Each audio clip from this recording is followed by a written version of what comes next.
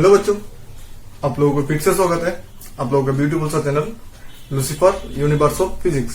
मैं कौशिक शाह फिर से आप लोगों के सामने आज लेके आया हूँ इलेक्ट्रोस्टैटिक्स पार्ट 7। तो पार्ट 6 मतलब लास्ट लेक्चर में हम लोगों ने डिस्कस किया था इलेक्ट्रिक डाइपोल के बारे में।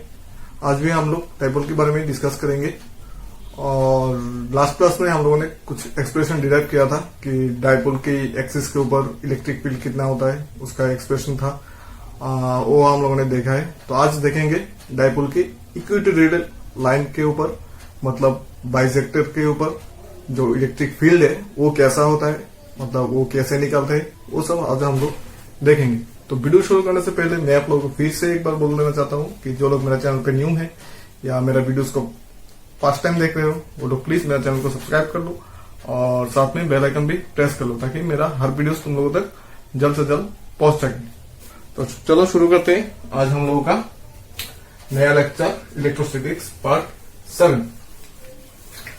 तो डाइपोल तो मैंने लास्ट लेक्चर में बोला था कि डाइपोल क्या है कि एक प्लस क्यू चार्ज और एक माइनस क्यू चार्ज, दो चार्ज मतलब पेयर ऑफ चार्ज अगर हम लोग कोई डिस्टेंस कोई भी मान लो 2a या 2l कोई भी डिस्टेंस में रख दे तो ये हो जाता है डाइपोल।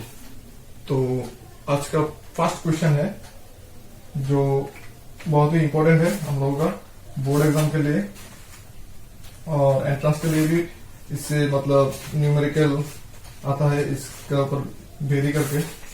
तो आज हम लोग देखेंगे जो है व्हाट इज इलेक्ट्रिक डाइपोल, जो हम लोगों ने पहले देख चुका है व्हाट इज इलेक्ट्रिक डाइपोल। तो आज देखेंगे कि डाइपोल के बाइसेक्टर के ऊपर इलेक्ट्रिक फील्ड क्या है। तो derive an expression for the electric field, derive an expression for electric field, derive an expression for electric field at any point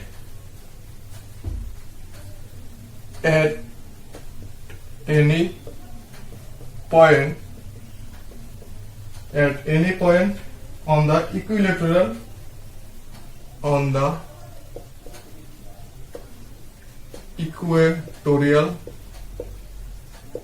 line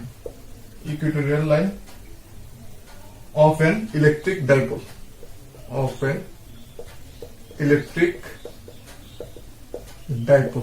चलो ये हो गया हम लोगों का क्वेश्चन। तो क्वेश्चन क्या है, derive an expression for electric field at any point on the equatorial line of N electric dipole.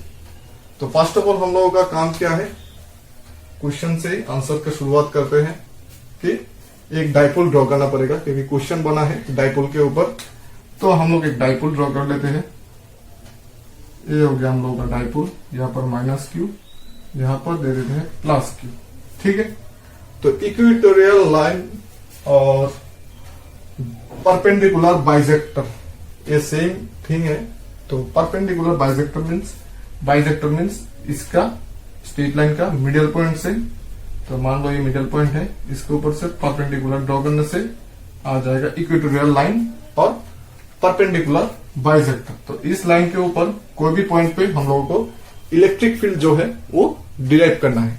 ठीक है। तो वही करने से हम लोगों का आंसर जो है वो खत्म हो जाएगा। तो चलो देखते हैं। तो मान लेते हैं कि ये ए है, ये बी है, ए और बी पॉइंट पे दो point charge minus Q and plus Q है और डाइपोल ए बी का मिडिल पॉइंट है ओ।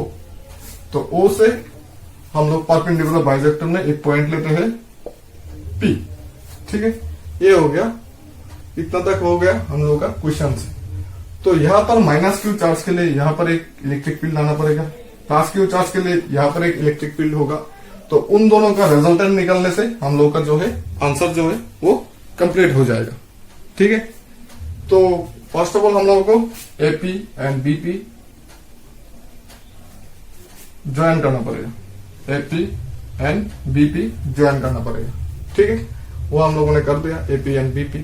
तो मान लेते हैं कि इसका लेंथ है 2a, या आप लोग 2l भी एज्यूम कर सकते हो।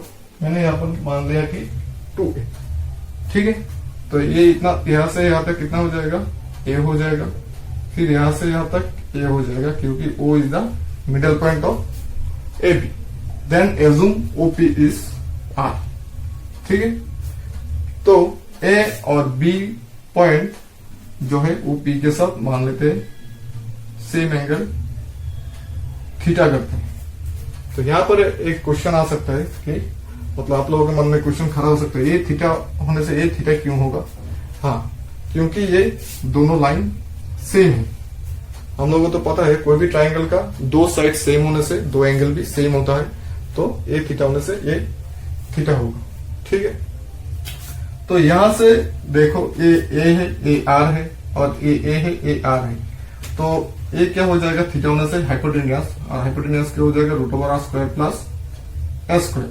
ये भी हो जाएगा root over r square plus s square, ठीक है।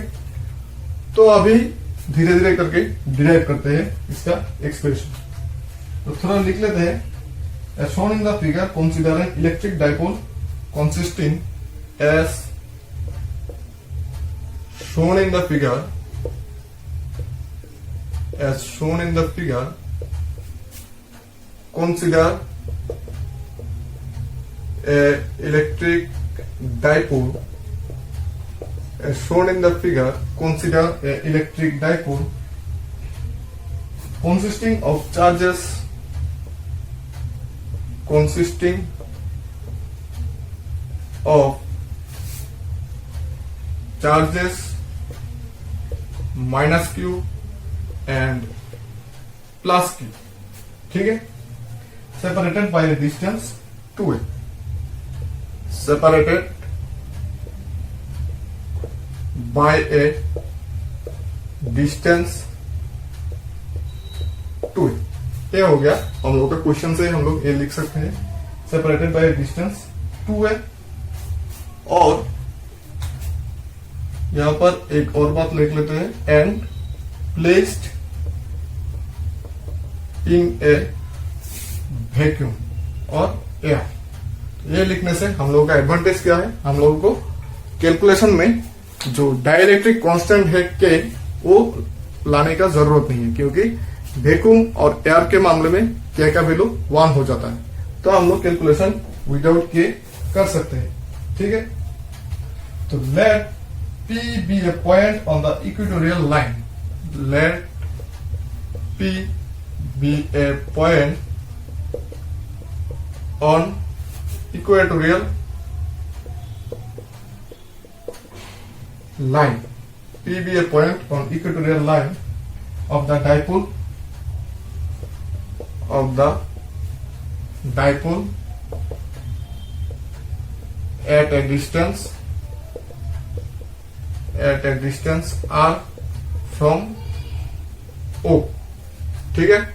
at a distance r from O, चलो ठीक है। Electric field at point P, धीरे धीरे करके अभी डिराइवेशन स्टार्ट करते हैं। Electric field at point P due to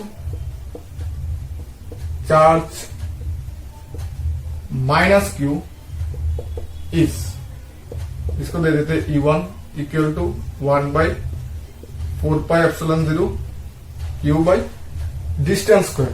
तो ए से पी का डिस्टेंस क्या है, एपी है, तो यहां पर हो जाएगा एपी स्क्वायर। हाँ, अभी एक बात है कि डायरेक्शन कहां से कहां तक होगा, ये याद रखना कि डायरेक्शन हमेशा पॉजिटिव से नेगेटिव की तरफ होता है, ठीक है, मतलब ज्यादा से कम की तरफ। तो यहां पर इलेक्ट्रिक फील्ड मतलब हम लोग क्या एज्यूम करते हैं, +1 चार्ज है, तो +1 होने से ये पॉजिटिव है, ये नेगेटिव है, मतलब ये ज्यादा है, ये कम है, तो इसका डायरेक्शन आएगा इस तरफ, ठीक है। और ये पॉजिटिव प्लस क्यू है, ये +1 है, तो इसका डायरेक्शन जाएगा इस तरफ। क्यों? क्योंकि प्लस क्यू का वैल्यू कोई भी हो +1 से ज्यादा होगा। क्यों? क्योंकि +1 है हम लोग का एजुम्पशन चार्ज, मतलब सबसे छोटा पॉजिटिव चार्ज, ठीक है। तो क्यू का वैल्यू कोई भी होने से भी इससे ज्यादा ही होगा, +1 से ज्यादा ही होगा, तो इसका डायरेक्शन आ जाएगा इस तरफ, इसका डायरेक्शन आ जाएगा इस तरफ। तो ये हो जाएगा हम लोग का P A along P A vector. ठीक है, तो यहां पर अभी एपी स्क्वायर का वैल्यू डाल देते हैं 1/4πε0 क्यूब बाई एपी मतलब √r² plus s² whole square along P A. फिर इक्वल टू देके हम लोग लिख सकते हैं 1/4πε0 स्क्वायर रूट कैंसिल हो जाएगा r² plus s² along P. ठीक है, इतना तक समझ में आ गया? कॉपी कर लो जल्दी से। ठीक है, तो अभी देखेंगे हम लोगों का बी के यहां पर जो प्लस क्यू है उस चार्ज के लिए पी में कितना इलेक्ट्रिक फील्ड होता है, मतलब बी में प्लस क्यू के लिए पी में कितना इलेक्ट्रिक फील्ड होता है। Electric field at point P, electric field at point P due to charge plus q is E2 equal to 1/4πε0 q by BP square. इसका डायरेक्शन आएगा एलोंग बीपी। ठीक है, तो सिमिलरली इसका भी सिंप्लीफाई करते हैं 1/4πε0 क्यू बाई बीपी का वैल्यू भी √r² प्लस s², इसका होल स्क्वायर आएगा along BP equal to 1/4πε0 q by r² plus s² along BP. ठीक है, तो E1 भी आ गया, E2 भी आ गया। तो जो E1 है वो काम करेगा इस डायरेक्शन पे और जो E2 है वो काम करेगा इस डायरेक्शन पे। तो इसका एक नाम दे देते हैं पी सी या सी दे देते हैं पीसी डायरेक्शन पे। तो ए बी के पैरेलल लाइन एक हम लोग खींचते हैं पी डी। ठीक है, तो ए थीटा होने से ये थीटा होगा, ए थीटा होने से ए थीटा होगा। ठीक है, ए थीटा होने से ए थीटा होगा क्योंकि जियोमेट्रिकल प्रॉपर्टी है। ए थीटा होने से ए थीटा होता है, फिर ए थीटा होने से ए भी थीटा होता है। वही प्रॉपर्टी हम लोगों ने यूज किया है। ए थीटा होने से ए थीटा होगा, ए थीटा होने से ए थीटा होगा। ठीक है, तो अभी देखना है कि इन दोनों का रिजल्टेंट कौन सी डायरेक्शन पे होता है। ठीक है, कॉपी कर लो, वीडियो पॉज करके कॉपी कर लो। चलो ठीक है,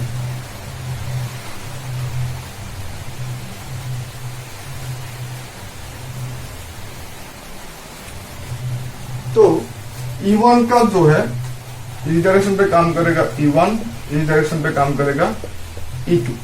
तो E2 का एक कंपोनेंट इस तरफ आएगा, दूसरा कंपोनेंट इस तरफ आएगा। सेम E1 का भी एक कंपोनेंट इस तरफ आएगा, दूसरा कंपोनेंट इस तरफ आएगा। ठीक है, इसको थोड़ा नीचे में लिख लेते हैं D। तो एक थीटा होने से E1 का इस साइड पे क्या आएगा, E1 cos थीटा। ठीक है, और इस साइड पे क्या आएगा, E1 sin थीटा। ठीक है, और E2 इस साइड से काम करने से हम लोगों का इस साइड पे आएगा E2 sin थीटा और इस साइड पे आएगा E2 cos थीटा। ठीक है, तो इस साइड पे जो E1 cos थीटा और E2 cos थीटा है ये दोनों ऐड हो जाएगा और नीचे की तरफ E1 sin थीटा है, ऊपर की तरफ E2 sin थीटा। ठीक है, लेकिन हम लोगों ने क्या देखा है कि magnitude of E1 equal to magnitude of E2, दोनों का जो मैग्नीट्यूड है वो सेम है। तो क्या होगा, E1 E2 एक दूसरे को कैंसिल कर देगा। ठीक है, तो सिर्फ हम लोगों का रह जाएगा ए वाला part, E1 cos theta plus E2 cos theta. ठीक है, तो देखते हैं क्या होता है। Clearly the component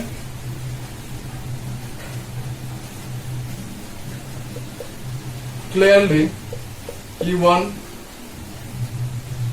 magnitude of E1 equal to magnitude of E2. So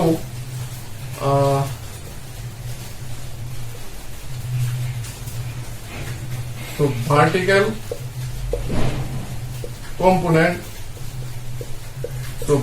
component of E1 and E2 will cancel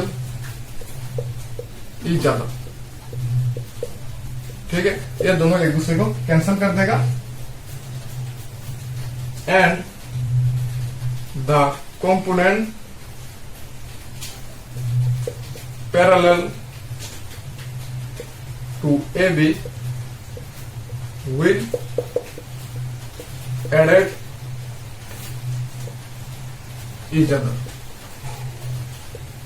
So the resultant electric field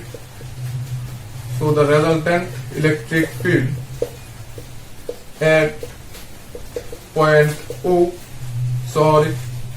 P is E equals to E1 cos theta plus E2 cos theta। ठीक है, और अभी हम लोगों का क्या लाना है, E1 equals to E2 equals to E पकड़ लेते हैं हम लोग लेट, तो ये हो जाएगा 2E cos थीटा। ठीक है, इसका डायरेक्शन आ जाएगा अलोंग PD,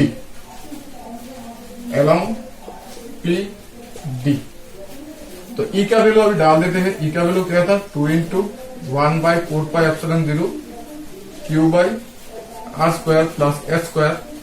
ठीक है, फिर रह जाएगा हम लोग का cos थीटा एलोंग PD। ठीक है, ये हो गया हम लोगों का नेट इलेक्ट्रिक फील्ड E। तो अभी इसको क्या करना है, हम लोगों को इसको सिंप्लीफाई करना है। ठीक है, तो चलो सिंप्लीफाई करते हैं, देखते हैं क्या आता है सिंप्लीफाई करने से।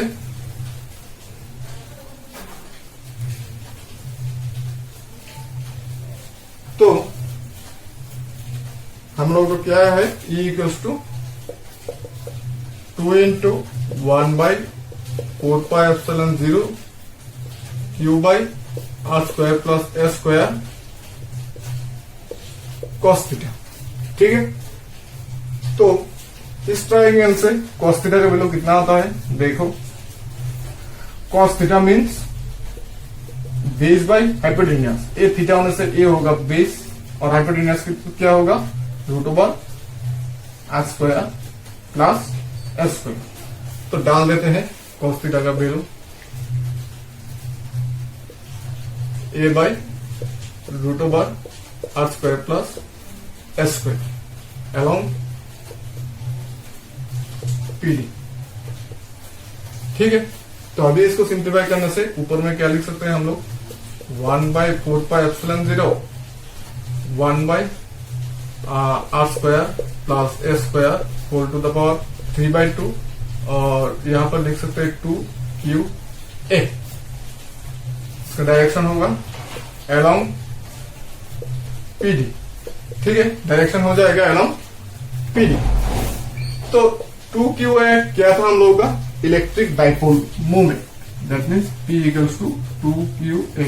ये हम लोग ने देखा था लास्ट वीडियो में, P इक्वल्स टू 2। तो यहां पर हम लोग लिख सकते हैं इक्वल टू 1/4πε0 2QA की जगह पे P, मतलब P by R square plus S square 3/2 along P। ये हो गया हम लोगों का एक्सप्रेशन इन इक्विलिटरल लाइन पे।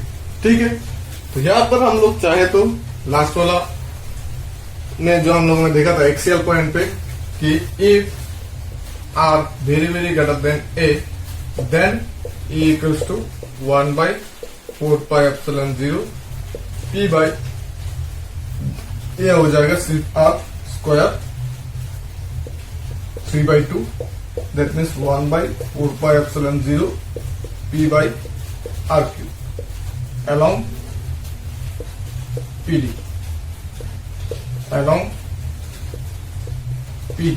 ठीक है। तो ये हो गया हम लोगों का एक्सप्रेशन कंप्लीट। ये 3 मार्क के लिए बहुत ही इंपॉर्टेंट है। सीबीएसई मान लो, आईसीएसई मान लो, टीबीएससी मान लो, डब्ल्यूएससी मान लो, कोई भी एग्जाम के लिए ये बहुत ही इंपॉर्टेंट है। ठीक है, कॉपी कर लो। चलो ठीक है, अभी हम लोग देखेंगे कि टॉर्क, इलेक्ट्रिक डाइपोल के ऊपर टॉर्क कब काम करता है, क्यों काम करता है, उसका एक्सप्रेशन क्या है। ठीक है, ये भी इंपॉर्टेंट क्वेश्चन है, इंपॉर्टेंट टॉपिक है हम लोग के एग्जाम के लिए। तो क्वेश्चन लिख लेते हैं पहले। Derive an expression for the torque, derive an expression for the torque, derive an expression for the torque on an electric dipole, on an electric dipole, on an electric dipole placed in a uniform electric field, placed in a uniform electric field, uniform electric field, placed in a uniform electric field, hence define dipole moment, hence define dipole moment। ठीक है, तो derive an expression for the torque on an electric dipole, electric dipole के ऊपर कब torque काम करता है उसका एक्सप्रेशन निकालना है हमको। तो मान लो कि ये एक डाइपोल है, dipole means -q and +q charge, कोई भी एक डिस्टेंस 2a के ऊपर है। तो ये हो गया हम लोगों का इलेक्ट्रिक डाइपोल। तो मान लेते हैं कि नीचे से ऊपर की तरफ हम लोगों ने एक इलेक्ट्रिक फील्ड E अप्लाई किया है। ठीक है, इलेक्ट्रिक फील्ड E अप्लाई किया है। तो इलेक्ट्रिक फील्ड E अप्लाई करने से मतलब इस साइड पे है पॉजिटिव चार्ज और इस साइड पे है नेगेटिव चार्ज। ठीक है, इलेक्ट्रिक फील्ड का डायरेक्शन यहां से इस तरफ होने से मतलब इस साइड पे पॉजिटिव चार्ज, इस साइड पे है नेगेटिव चार्ज। जैसे कि हम लोगों ने पहले देखा था कि +1 और +q होने से या फिर +1 और -q होने से इलेक्ट्रिक फील्ड का डायरेक्शन इस तरफ होता था, मतलब ज्यादा से कम की तरफ। तो यहाँ पर इलेक्ट्रिक फील्ड E मतलब E का डायरेक्शन इस तरफ, मतलब यहाँ पर ज्यादा होगा, यहाँ पर कम होगा, मतलब यहाँ से पॉजिटिव होगा, यहाँ से नेगेटिव होगा। ठीक है, तो इलेक्ट्रिक फील्ड E देने से इसके ऊपर पॉजिटिव रिपल्स करेगा और नेगेटिव पॉजिटिव अट्रैक्ट करेगा। तो मान लो कि जब Q charge E electric field में होता है तब उसके ऊपर जो फोर्स अप्लाई होता है उस फोर्स का वैल्यू क्या है, F = Q। ठीक है, तो इस डायरेक्शन पे एक +QE फोर्स अप्लाई होगा और इस डायरेक्शन पे -QE फोर्स अप्लाई होगा। तो अभी देखने वाला बात है कि इन दोनों का मैग्नीट्यूड सेम है, लेकिन सिर्फ ये प्लस है ये माइनस है, मतलब इन दोनों का डायरेक्शन ऑपोजिट है। तो अभी क्या होगा, सेम फोर्स अप्लाई हो रहा है तो F नेट क्या होगा, = +QE -QE, तो ये आ जाएगा 0। ठीक है, तो मतलब जनरली फोर्स अप्लाई होने से क्या होता है, फोर्स अप्लाई होने से डिस्प्लेसमेंट होता है। ठीक है, तो यहां पर तो नेट फोर्स 0 है तो इसका डिस्प्लेसमेंट नहीं होगा, लेकिन फोर्स तो अप्लाई हो रहा है तो इसके लिए क्या होगा, ये घूम जाएगा, मतलब इसके ऊपर कपल काम करेगा और ये घूम जाएगा। तो वहां से आता है हम लोगों का टॉर्क। तो मान लो ये घूम के अभी कुछ ऐसा होगा। ठीक है, तो इस साइड पे काम करेगा माइनस क्यूई, उस साइड पे काम करेगा प्लस क्यू। ठीक है, ये हो गया हम लोगों का इलेक्ट्रिक फील्ड। देखो समझ में आता है कि नहीं, ये हो गया हम लोगों का इलेक्ट्रिक फील्ड। ठीक है, तो मान लेते हैं कि ये थीटा है, तो ये भी थीटा हो जाएगा। ठीक है, चलो ठीक है, अभी इसका एक्सप्रेशन डिराइव करते हैं। उससे पहले कुछ थ्योरी लिख लेते हैं बोर्ड के लिए। ये सब नहीं चाहिए, सिर्फ इतना फिगर ही चाहिए हम लोगों को। तो as shown in the figure, consider an electric dipole as shown in the figure, as shown in the figure, consider an electric dipole, as shown in the figure, consider an electric dipole consisting of charges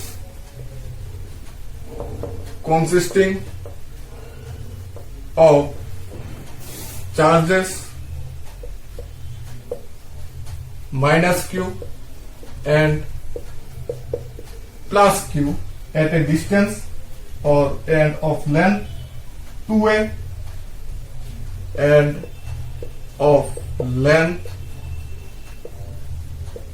2a placed in a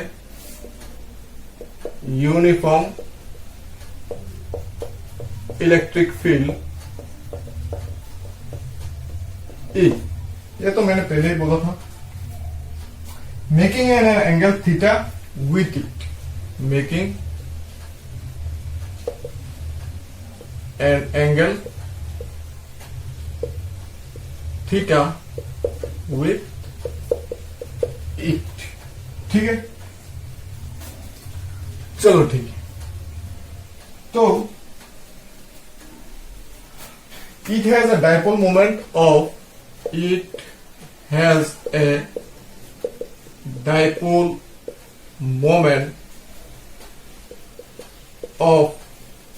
small p equals to 2qa। ठीक है, along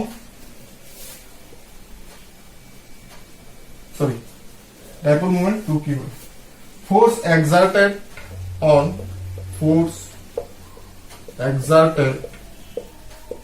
on charge minus q by electric field E is F equals to Q along E। ठीक है, F equals to plus Q E, then force exerted on charge minus Q by electric field E is F dash equal to QE along opposite of E। Each जो direction पे है उसका उल्टी direction पे। So total force F net equals to plus QE minus QE equals to 0। ठीक है, तो net force 0 है। ठीक है, तो कॉपी कर लो। चलो ठीक है, वीडियो पॉज करके कॉपी कर लो। तो अभी बात आएगी डाइपोल के ऊपर जो टॉर्क काम करता है उसकी, क्योंकि नेट फोर्स तो 0 है। तो अभी हम लोगों को टॉर्क का काम आएगा। Hence the net translating force on the dipole, hence the net translating force on a electric dipole placed in a uniform electric field is 0। इतना तक भी एक डेरिवेशन आ सकता है। For the two and equal opposite forces, but the two and opposite forces,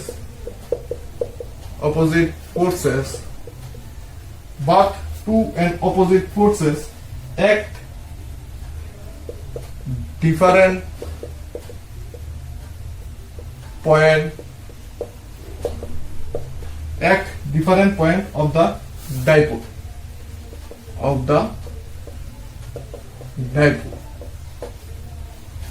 they form a couple which exert a torque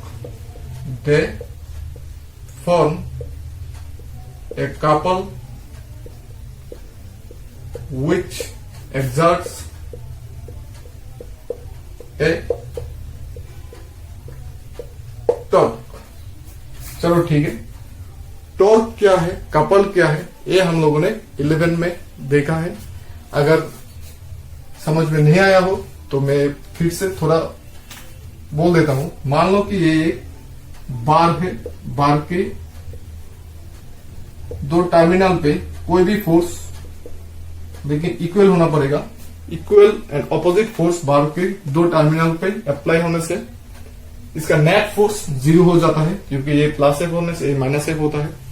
तो क्या होता है, इसका डिस्प्लेसमेंट नहीं होता, इसका घूम जाता है, ये घूम जाता है। तब बात आती है रोटेशनल मोशन की, और रोटेशनल मोशन में जो हम लोग का फोर्स है वो हो जाता है टॉर्क। और टॉर्क का वैल्यू हम लोगों को कैसे मिलता है, कोई भी एक फोर्स इनटू बीच का परपेंडिकुलर डिस्टेंस। ठीक है, ये होता है हम लोगों का टॉर्क। तो यहां पर तो हम लोग इतना तक आ गया है कि एक्सर्ट्स है torque. So torque equals to either force into perpendicular distance between two forces, perpendicular distance between two forces। ठीक है, तो अभी सबका वैल्यू डाल देते हैं। टॉर्क है टाउ, फोर्स है हम लोगों का क्यू इंटू परपेंडिकुलर डिस्टेंस लाना है। तो दो फोर्स, एक फोर्स क्यू इस तरफ, एक फोर्स क्यू इस तरफ, तो हम लोग का परपेंडिकुलर डिस्टेंस हो जाएगा A1। तो इसको एक ट्राइंगल नाम देते हैं ओ ए बी। तो यहां से साइन थीटा करने से क्या आएगा, sine theta equals to perpendicular by hypotenuse means A B by O B. और ओ बी क्या है हम लोगों का, इलेक्ट्रिक डाइपोल, मतलब इसका लेंथ हो जाएगा 2a। ठीक है, तो ओबी की जगह पर लिख सकते हैं हम लोग 2a, और ये हो गया ए बी। तो perpendicular distance A B equals to 2a sine theta. तो यहां पर हम लोग लिख सकते हैं 2a साइन थीटा। तो इसको थोड़ा सिंप्लीफाई करने से हम लोग 2qa ई साइन थीटा। तो 2qa क्या होता है हम लोग का, डाइपोल मोमेंट स्मॉल p। तो ये आ गया हम लोग का पीई साइन थीटा। ये हो गया हम लोग का टॉर्क का expression, torque tau equal to PE sine theta. ठीक है, देखो थोड़ा हम लोगों ने कैसे डिराइव किया है। जब यूनिफॉर्म इलेक्ट्रिक फील्ड पे होगा तो प्लस क्यू और माइनस क्यू चार्ज के ऊपर दो इक्वल एंड ऑपोजिट फोर्स काम करेगा, तो इसलिए नेट फोर्स तो 0 हो जाएगा। तो नेट फोर्स 0 होने से हम लोगों का इसके ऊपर टॉर्क काम करेगा, और टॉर्क का वैल्यू क्या है, either force into perpendicular distance between two forces. तो यहाँ पर हम लोगों ने परपेंडिकुलर डिस्टेंस क्या है, ए बी है, वो हम लोगों ने निकाल लिया। ए बी क्या होता है, ए बी होता है हम लोगों का 2a sin थीटा। फिर परपेंडिकुलर डिस्टेंस की जगह पे 2a sin थीटा बिठा दो, और फोर्स की जगह पर हम लोग लिख देंगे कि फोर्स क्या है, क्यू ही। तो फोर्स हो गया क्यू ही, और परपेंडिकुलर डिस्टेंस हो गया हम लोग का 2a sin थीटा। तो हम लोग का टॉर्क इक्वल टू आ गया पीई sin थीटा। ठीक है, तो ये हो गया हम लोगों का डाइपोल का ऊपर अप्लाई होने वाला टॉर्क का एक्सप्रेशन, जो बोर्ड के लिए बहुत ही इंपॉर्टेंट है। और हम लोगों का जो नीट जेईई मेन या कोई भी स्टेट बोर्ड मान लो, वहां पर भी इससे ऊपर वेरी करके न्यूमेरिकल आ सकता है। तो आज के लिए इतना ही काफी है। मिलते हैं फिर से नेक्स्ट वीडियो में कुछ नया टॉपिक लेके। तब तक के लिए टाटा।